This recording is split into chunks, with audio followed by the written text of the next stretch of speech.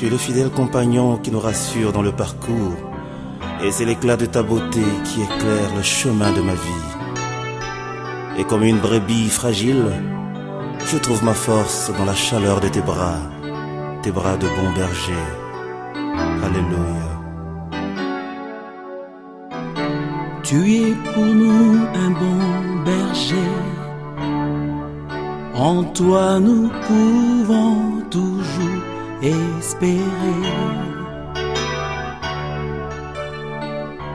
La lumière que nos cœurs contemplent, le bon berger qui marche devant son peuple. Quand tu es là, tu maîtrises les flots. Bonjour, bien-aimés dans le Seigneur. Et soyons tous les bienvenus dans la présence de notre Dieu en ce dimanche 16 octobre 2022. Alléluia. C'est une grâce que le Seigneur nous fait et dans sa grande bonté, sa grande miséricorde, il nous réunit encore. Alléluia. Dans le but de nous instruire, de nous édifier, de nous éclairer. Alléluia. Pour que nous puissions, bien entendu, dans l'obéissance à sa parole, dans la soumission à sa volonté, être des hommes et des femmes qu'il voudrait que nous soyons. Et ce matin, par sa grâce, nous voulons continuer à développer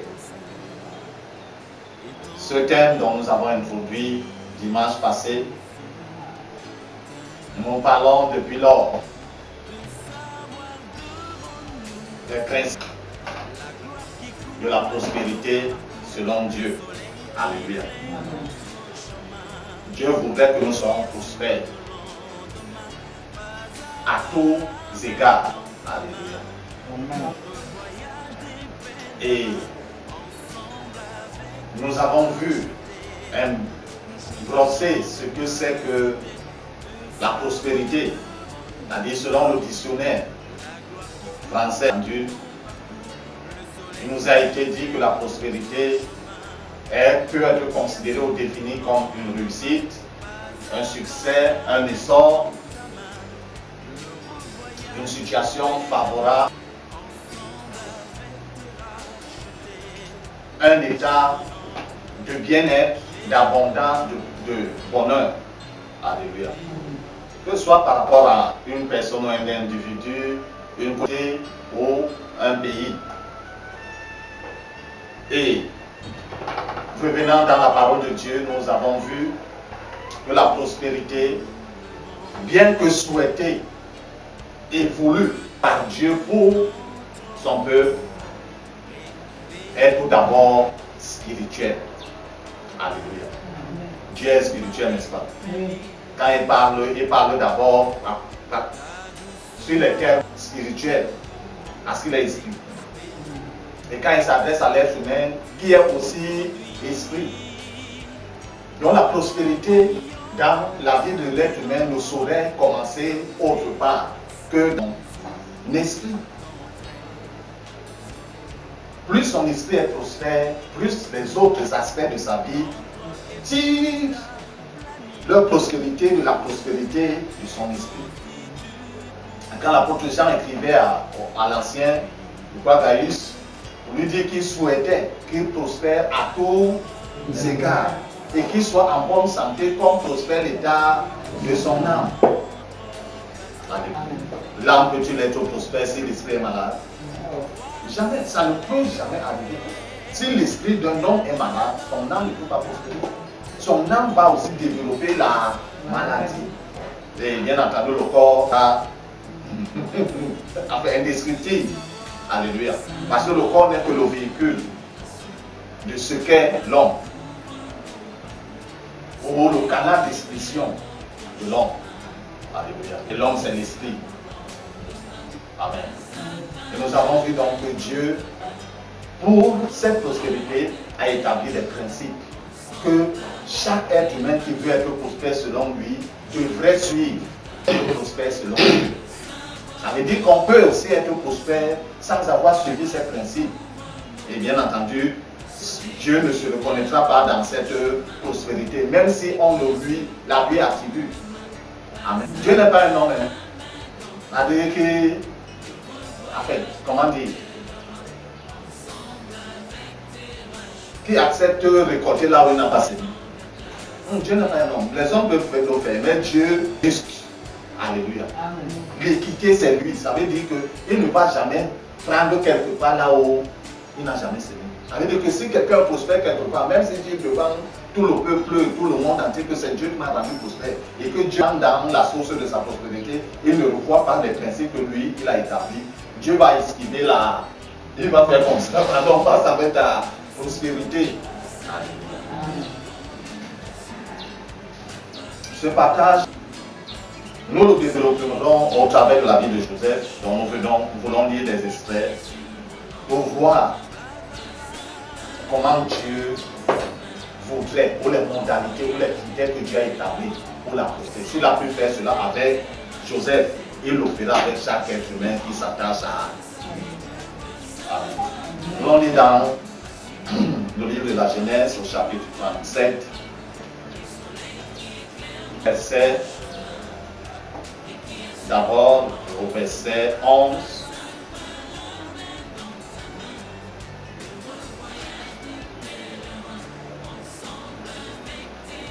Et nous lirons la suite, toujours dans le même chapitre, verset 23 au verset 24. Genèse chapitre 37, premier verset au verset 11. Et du verset 23 au verset 24. Dans ma version, il est écrit: Jacob demeura dans le pays de Canaan, où avait séjourné son père.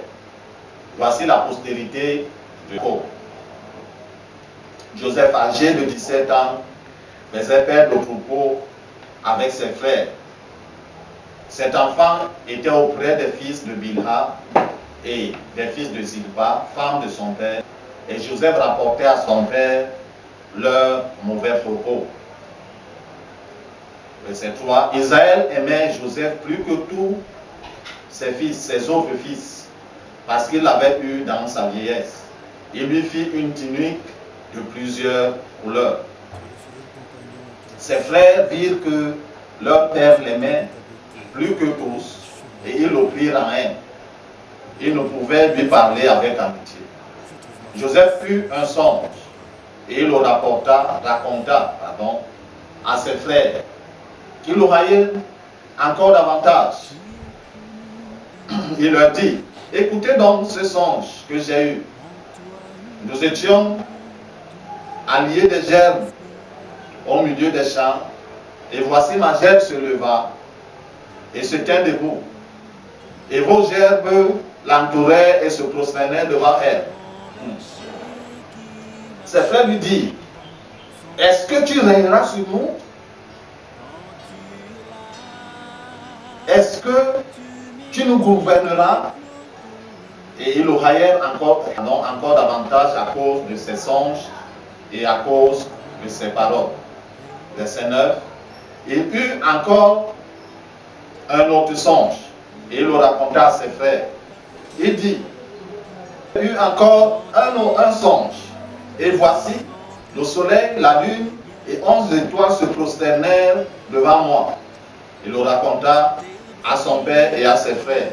Son père le réprimanda. Il dit: que signifie ce songe que tu as eu?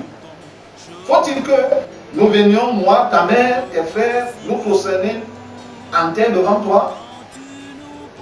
Ses frères eurent de l'envie contre lui, mais son père garda le souvenir de ces choses. Versets 23-24.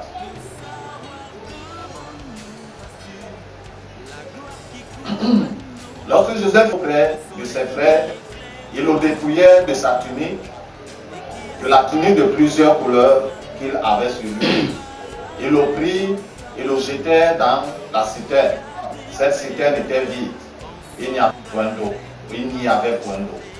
Alléluia. Nous parlons des principes ou des critères ou des modalités ou des conditions que Dieu il a eu la prospérité de chaque membre de son peuple. Alléluia.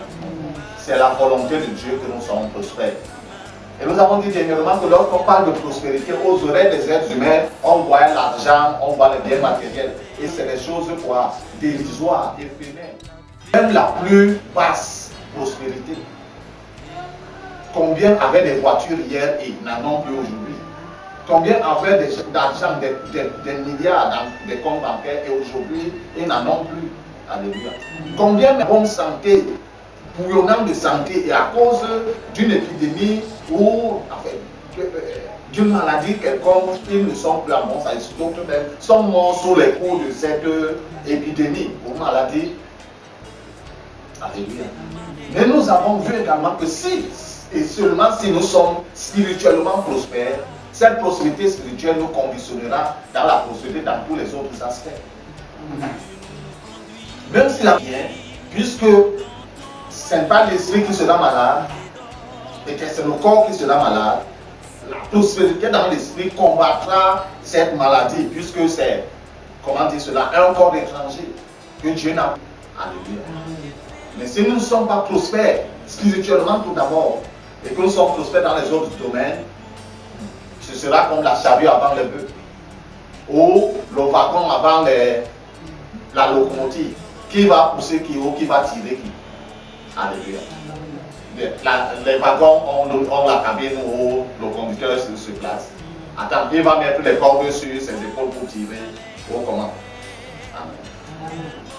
Joseph, nous voici tel que nous venons de lire.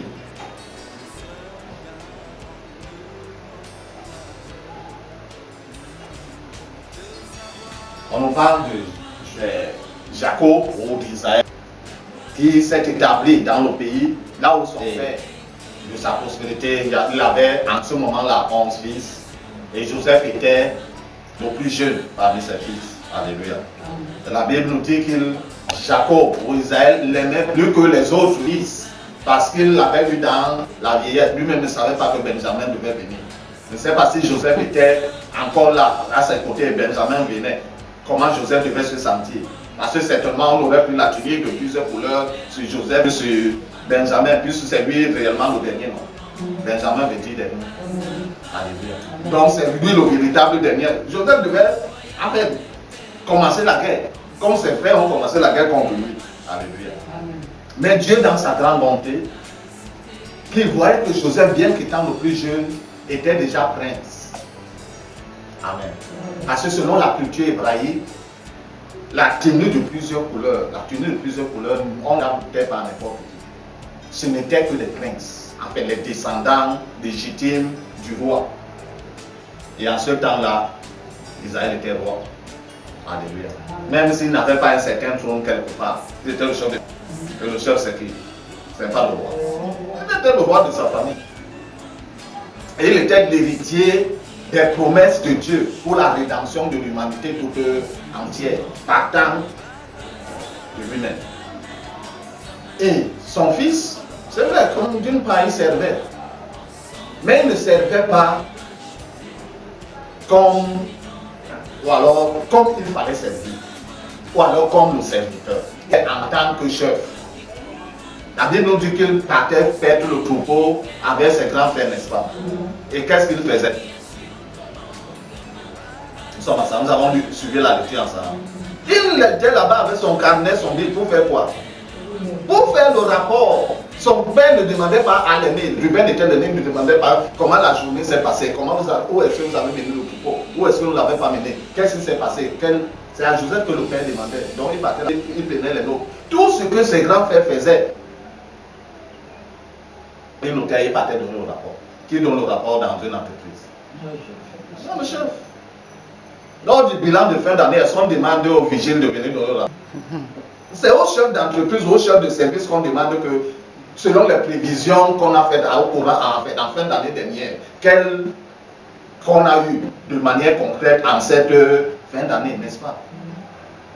Mais l'élévation ou la prospérité selon Dieu se passe par le service. Alléluia. Spirituel, la prospérité spirituelle, matérielle, financière et dans tous les aspects commence par le service. À Dieu, c'est vrai, mais également par rapport à son prochain. Parce que Dieu est sans le voix. Donc pour dire qu'on sert Dieu, on sert Dieu au travers de son prochain. Et donc le service qu'il rendait là, il le rendait en tant que chef. Mais ce n'est pas... Ou alors, comment Dieu lui montre maintenant ce qu'il va devenir. En effet, la position où il était, c'était maintenant. Ce qu'il va devenir par la suite. Mais Dieu ne lui a pas dit par où il devait le faire passer. Je suis sûr et certain que si Dieu lui avait dit que je sais tel que tu es là, pour réussir à ce que, en fait, que ce que je t'ai montré là sans conduite, tu vas d'abord être vendu comme esclave. Tu ne seras pas auprès de ton père, ni de ta mère, ni de tes frères, même comme ils te haïssent. Tu ne seras plus auprès d'eux. En fait, tu ne seras même plus dans ce pays, tu seras dans un pays étranger. La langue là, tu ne la connais pas. Donc tu seras obligé d'apprendre une autre langue. Et si Dieu lui avait montré d'abord tout le parcours, avant qu'il ne devienne ce qu'il est devenu à la fin, il aurait dit à Dieu, pardon, stop, la description là, j'ai déjà tout entendu. C'est ce Ruben, mon frère fait Ruben. Il est très costaud. Il peut supporter tout ça. Alléluia. Dieu ne dit jamais. Il te montre la fin de chose. De là où tu es. Tu te vois grand, hein? Mais il ne te dit pas le parcours par lequel, ou le canal par lequel tu vas passer pour devenir grand. Et c'est pourquoi le psalmiste a pu dire à Dieu que même si je passe dans la vallée de l'ombre de la mort, je sais que tu es avec moi. Dieu lui décide de te faire passer par la vallée de l'ombre de la mort. Pas la vallée de la mort, de l'ombre seulement. Ça veut dire que tu ne vas pas mourir. Même quand ça va montrer que tu es mort, tu ne seras pas réellement. Il a eu des rêves, il a raconté à ses frères qu'il le haïssait d'abord à cause de la position de prestige qu'il avait. Lui, le dernier, parmi eux, ou le plus jeune, encore avec ses rêves qui montrent qu'il devenait plus grand aussi eux, il ne pouvait pas accepter cela. Le deuxième rêve, pour confirmer, Dieu voulait juste confirmer à Joseph que ce que je t'ai dit, je le ferai. Le deuxième rêve vient et il raconte, je ne sais pas s'il avait raconté aussi le premier à son père, mais quand il raconte, ses frères, ça leur remonte davantage. Et lui également, son père a été choqué. Mais la Bible, pendant que ses frères grandissaient dans la haine contre lui, son père a fait quoi? A gardé le revenu de ces choses. Parce que Dieu lui avait révélé que ce fils-ci, c'est par lui que je vais amener ton nom un peu plus haut. C'est pas pour rien qu'il lui a posé la tenue de plusieurs couleurs. Alléluia. Et maintenant, c'est tout haut. Dieu, certainement, il a coopéré avec Dieu et il s'est engagé dans le plan de Dieu. Il fallait que quelque chose se fasse. Amen. C'est vrai, quand on regarde par les yeux, on verra que ses frères ont mal fait. Si ses frères ne l'avaient pas vendu et il serait resté là, il aurait grandi là, qu'est-ce qui serait arrivé? Ils seraient tous morts à cause de la famille qui sévissait. Alléluia. Ils seraient tous morts en Canaan. Dieu a provoqué la situation. Comme il le haïssait bien, la situation est arrivée. Pendant qu'ils sont partis, son père l'a toujours envoyé.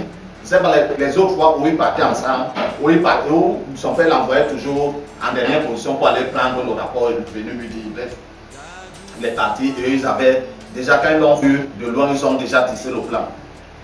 Ils ont dit, voilà le rêveur. Nous allons lui faire ceci, nous allons voir ce que vont devenir ses rêves. Je ne sais pas ce qui te concerne, quand on te voit, on dit voilà la rêve. Nous allons bien la traiter et nous allons voir ce que vont devenir ses... Ne t'inquiète pas. Il faut qu'il te fasse cela pour que le rêve que Dieu t'a donné par rapport à ta destinée puisse s'accomplir. Tout simplement. Quand Joseph arrive, oh mes grands frères, bonjour. Je suis venu, certainement, il est venu avec les provisions. Parce qu'ils étaient partis. Il leur a donné les provisions, certainement.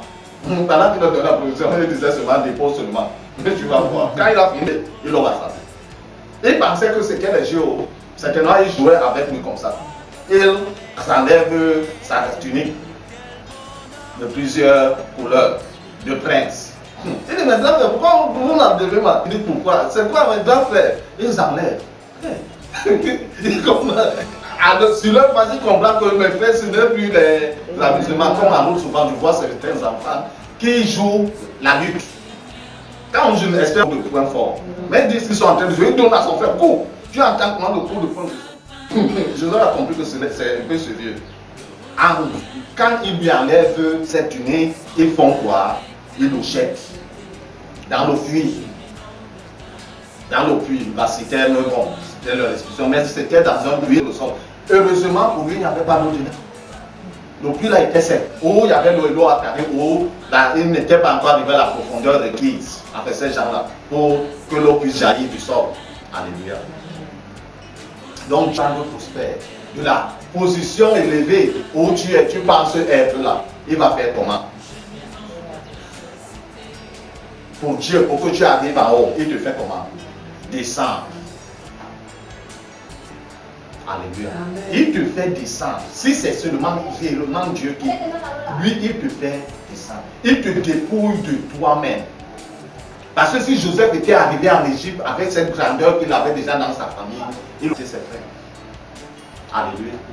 De la même manière, quand Dieu veut te lever, quel que soit l'aspect ou comment dire, l'aspect le plus, comment dire, en vue dans ta vie, peut-être l'aspect spirituel, en tant que ministre de l'évangile ou chef de l'intercession ou bref, ou dans le domaine financier, matériel ou dans le domaine sportif, bref, partout où Dieu veut t'élever, il se rassure d'abord de te dépouiller toi-même, en fait de te tuer, de tuer ton moi, le moi là. Pour tuer, parce que si le moi là vit encore et que l'élévation véritable arrive, la prospérité véritable arrive, tu vas écraser tout ce que tu vas rencontrer.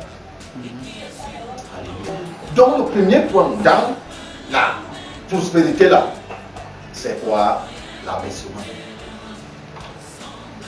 Si dans ton chemin de la prospérité que tu dis que tu es avec Dieu, Dieu ne t'avait pas abaissé. Chemin retour, va dire à Dieu que Seigneur, je veux suivre ton processus. L'autre processus peut-être j'avais emprunté quelque part. Alléluia.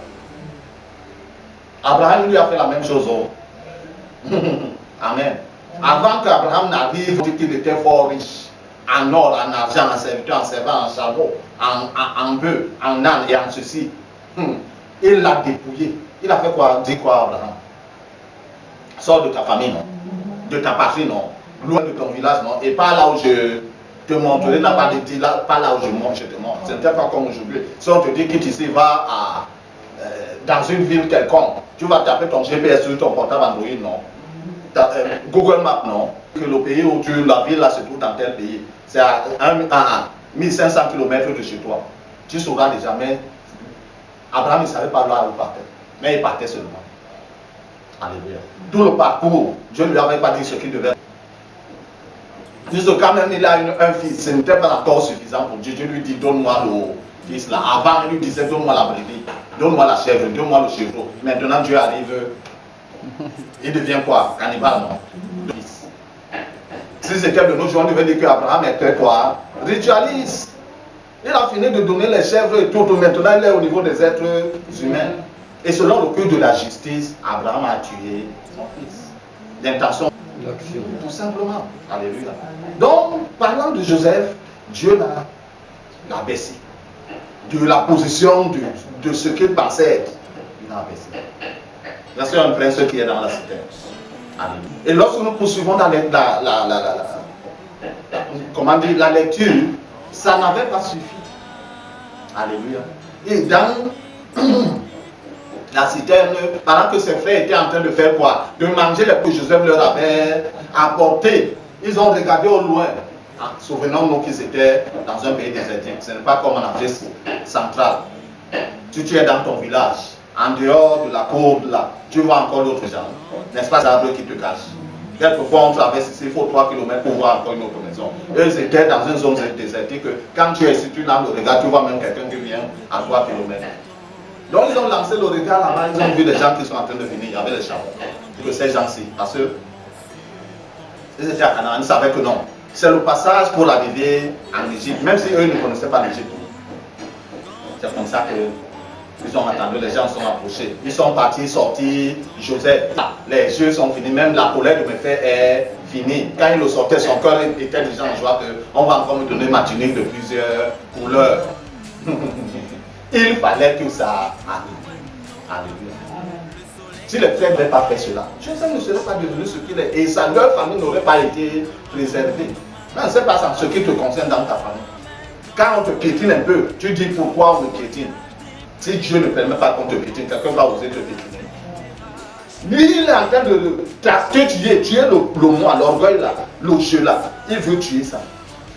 Pour que lorsqu'il va t'élever, tu n'utilises pas le jeu là pour dire que tu sais d'où je sors. Tu connais le combat que j'ai mené. Tu connais les sacrifices que j'ai fait. Tu connais les jeûnes de prière que j'ai fait, 48 jours de jeûne de prière à sec, les 80 jours de jeûne de prière à sec, pour que l'onction qui est sur moi soit comme ceci, et tu viens me parler, tu ne sais pas où je suis. Non, Dieu, quand il te tue, tu ne vas plus parler comme ça. Le jeu là va mourir. Quand tu vas parler comme l'apôtre Paul. La grâce de Dieu qui est sur moi, c'est elle qui a fait tout ce que vous voyez là. Amen. Lui est le dernier des apôtres. C'est comme ça qu'il s'appelait. Mais il a travaillé de tous les apôtres, même ceux-là qui ont mangé avec le Seigneur, qui ont causé du vivant. Mais surtout la grâce de Dieu qui était sur lui, qui a fait tout. Alléluia. Donc Dieu se rassure. On le sort du puits, il se dit c'est fini. Je vais retourner chez mon père. J'ai vu ça, le point aussi. Il ne doit pas manquer dans mon rapport. C'est ce qu'il se disait dans son cœur. Il donnait le rapport, n'est-ce pas? Le point qu'on l'a déshabillé, on l'a jeté dans le puits. Peut-être il pouvait manger le puits avec nous dedans. Dans le rapport. Dieu a dit les rapports là, c'est la fin aujourd'hui. C'est comme ça qu'on le vend. Alléluia. On le vend. Dieu ne t'abaisse pas seulement. Alléluia. Il ne te dépouille pas seulement, mais il t'abaisse. En fait, il voudrait que ton nom s'efface. Non pas parce qu'il te hait, alléluia, mais que son nom soit écrit sur toi. Quand tu vas parler que la grâce du Seigneur m'a conduit à faire. D'autres disent que tu connais les sémences de contact que j'ai eu à semer pour que les finances me suivent. Tu connais ce que j'ai eu à faire pour qu'aujourd'hui je sois prospère, et que tu commences à me parler. Donc quand même font le chantage à l'homme de Dieu. Quand il a sorti le message que Dieu lui a inspiré, balance, et que pasteur, le message que tu as sorti de ce matin ne me convient pas. Et donc quand on fait comment? Ils ont dilué leur message à cause des piliers que Dieu a établis dans leur ministère. Ils ne parlent plus de certaines choses. J'ai peur que celui-là vienne quand il donne la dîme de 10 millions le mois. N'est-ce pas? Il va fonctionner aussi ton message. Parce que dans le message là de nos jours, le plan là, surtout là, celui-là que tu as en troisième position là, ça ne m'a pas intéressé. Il faut changer. Lui, j'ai compris. Je vais changer. Quand tu commences maintenant à changer le message que Dieu t'a donné, tu es en train de prêcher pour qui? Alléluia. Tu es un pilier financier. Le Seigneur a dit, hein, si les hommes refusent de me... Ils sont ensemble. De me faire quoi? Quand il est entré en Jérusalem, les pharisiens ont dit quoi? Non, faites taire la foule. S'ils font trop de bruit, il a dit si les hommes refusent, tu vas faire comment? Si celui-là qui se croit pilier financier dans ton ministère bien-aimé, qui vient te dire que si tu continues à prêcher sur la sanctification là, sur la justice et la vérité là, moi j'ai un ministère, laisse-le partir. Alléluia. Ne change pas la ligne éditoriale que Dieu t'a donnée. Parce qu'il ne vaut pas le salut des âmes de ces quelques peu qui sont avec toi. Alléluia. Même si, pour lui également, mais s'il veut t'amener, lui, à être bien, ou commence, et te faire perdre les autres qui sont tout autour de toi là, mets-le de côté. S'il part avec les 10 millions qu'il donnait dans la dîme, tu vas souffrir, bien entendu, je ne dis pas le contraire. Je serai en train de préparer quelqu'un qui va donner 100 millions de dîme. Sans murmurer. Il vient quand, avant même qu'il dépose. 100 millions. Entre 100 millions et 10 millions, la différence est où? Qu'est-ce qui est plus grand?